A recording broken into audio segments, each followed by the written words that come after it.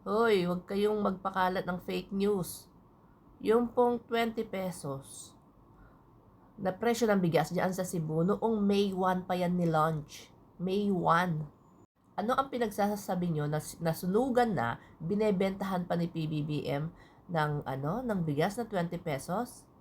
Nag-iisip ba kayo? At tandaan po natin kung yan man ay nataon doon sa sunog diyan sa Cebu, yan po ay kadiwa. From kadiwa po yan.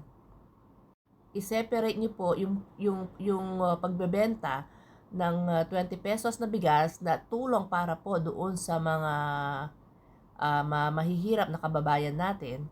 I-separate niyo po yan doon sa tulong, doon sa mga nasunugan. Iba po kasi ang gumagawa doon sa mga nagbibigay ng tulong ng mga like relief good, mga LGU po yan, mga LGUs, DSWD at kung sino pa mang ahensya ng gobyerno.